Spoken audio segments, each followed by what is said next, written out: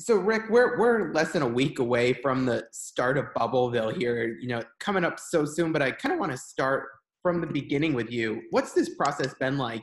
When did you get started, with coming up with this concept of Bubbleville and working it out to where we're going to see it hopefully play out next week? Yeah, so really started back in the summer, sometime late July, early August. Greg from the Hall of Fame called me. They do an existing event at Mohegan Sun, and usually it sort of is on that Saturday, Sunday right before Thanksgiving, and we had our events, one of them on the Thursday, Friday before that at the Garden, and the other one on the Monday, Tuesday following that at Barclays Center. And it was becoming more apparent that we weren't going to be able to do ours in New York City. And so I went up and visited Mohegan Sun, and Dave Martinelli from Mohegan Sun was really great about including us. And our original concept was just to sort of do it over that 6-day period prior to Thanksgiving. And then the NCAA started sending out signals that they were going to possibly and probably modify the start date. So we agreed to wait until September 16th, which was the target date that they set, to then announce the start date before we made any formal decisions. And when they announced the delayed start date to November, pushing it back to November 25th, by that time in mid-September, we realized that we wouldn't be able to have our events at the Garden and at Barclays Center. So we made that decision to push our events up to Mohegan Sun and work with the Hall of Fame. And at that point, we had to find new dates, and we had to work with teams and our TV partner with ESPN to make sure that we could find new dates that satisfied everybody. And so we eventually did that. And then we realized that we had all these other opportunities, and we decided that there would be an additional scheduling opportunity. So what we did was reach out to other teams. Teams started contacting us, and we started putting together the rest of our schedule beyond the Empire Classic, beyond the Legends Classic, and beyond the Hall of Fame tip-off events. For those of us here in Connecticut who have gone and seen basketball at Mohegan Sun, we know how great of a venue it is to see a basketball game at. What was it about Mohegan Sun that appealed to your organization when you were taking the tour there and thinking about where to put these games? So really, just because of the COVID circumstances, which back then were not quite as difficult and challenging as they are even now, the idea of being able to bring the teams in under one roof and keep them, I wouldn't say it's a total bubble, but keep them in a very controlled environment and have sort of isolated areas for them on their rooms, on their floors, and then meeting space and meal space. And then also, they would never have to get on a bus, never have to leave the facility. The facilities, fairly rural, so it's not like they would be walking outside in the city with lots of high density interactions. And the arena's great. At that time, uh, um, we thought we would actually be able to have fans at the arena, even a smaller percentage, not capacity, but limited capacity. What's happened since is what is preventing us from having fans. So we won't have any at all during Bubbleville. But there was that hope at one point that we would be able to have fans up there. We knew we wouldn't be able to do it in New York.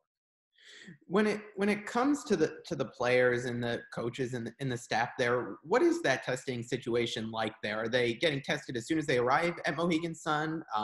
Tested throughout their time there. What does that look like? So the answer is all of the above. So they're going to get tested within 72 hours of their arrival, and only the obviously negative tests will travel to Mohegan Sun, and they'll walk in the door at Mohegan Sun, get temperature scanned, and then get a PCR test before they even get their room keys. They'll then go up and quarantine in their room overnight. Testing window every day is from 4 to 8 p.m. And we'll get their results overnight. So knock on wood, everybody will test out and test negative. And then we will test them almost daily, and certainly the day before each game while they're up there. So we have a multitude of teams that are going to be there. They're not going to all be there for the entire time, but while each team is there, they'll be getting tested almost daily. We saw some issues with some of these other, controlled environments, whether it was the one in Orlando that ended up getting scrapped. What have been some of the challenges with putting this event together? And what have you been able to learn from some of these situations, both the unsuccessful ones, but also maybe taking some tips away from, what the NBA or the NHL were able to do? Yeah, so I think one of the keys is that you really have to be adaptable. You have to understand that these circumstances are changing daily, sometimes hourly, and you have to be prepared to adapt to the changing circumstances. We believe that that's been a key in us being able to carry forward. So, college athletics and college basketball in this situation uh, is fairly fragmented in terms of their decision making and their protocols. So, one conference has one set of protocols, another conference has another set. And so there are multiple sets of health and safety protocols out there. And so we've been very proactive in combining all of those protocols and working with teams, respecting the individual protocols, and then also the overall safety that we're trying to have at Mohegan Sun while they're with us. So you can't be rigid in this situation. You have to adapt to the circumstances as they change, and I think that's been a key and one of the real main reasons that we've been able to put this together and then hopefully pull it off over the course of the next few weeks. We've seen some teams that have to pull out of the event. I know we saw another one today. What's the contingency planning like from your end? Do we have other teams possibly in the waiting to take over if teams are to pull out, or teams that are already there going to be playing additional games? How is that working out? So again, Jared, that's an all of the above answer. So we do have teams that are in the bullpen and that are calling us on a daily basis, asking about availabilities and games and opponents. We also have teams that are already coming to Mohegan Sun that are interested in playing additional games because they may be losing games in other parts of their schedule. So again, we're just responding to the circumstances as they change. So as we lose a team, we figure that out on a case by case basis, whether or not we're going to add somebody to replace them, or whether we're just going to reformat and substitute somebody that we already have in the bubble to take their slots.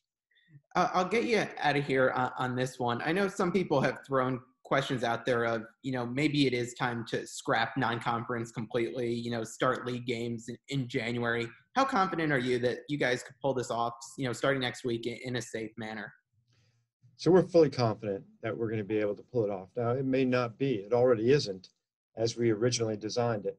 I think the only people that you see saying that the non-conference should be scrapped are people that have gone into shutdowns or quarantines. And I think that's grossly unfair for all the teams that are not in that situation. So, we have 350 plus teams in Division One, and I think right now we have 20 to 25 that either aren't playing like the Ivy League or are in some form of quarantine. So that means we have over 300 that are practicing and looking forward to starting their season next week. And so we shouldn't shut those people down just because 20 to 30 teams have gone into quarantine. I think everybody's excited about having games and playing. Let's face it, this has been a very difficult 9 months on college basketball and the world and people's lives in general. And so if we can restore some sort of normalcy to our lives and people who rely on college basketball for their livelihoods, And I'm not talking just about coaches, but people at arenas, people that work to clean buildings, to sell concessions, ushers, security. These are all meaningful jobs and people that want to get back to work. So we want to try and get back to work as well. And I think that we have to keep pushing forward. We have to be very safe. We have to make sure that we have the right protocols, and we have to be prepared that if things turn against us and teams go into quarantine, that's what's best for them, and the others we need to carry forward and carry on. Absolutely. Rick, I really appreciate the time. Thanks for joining us today. And as you know, Connecticut's a big college basketball state. We're really looking forward to having these games here at Mohegan Sun. So thanks so much for the Well, time.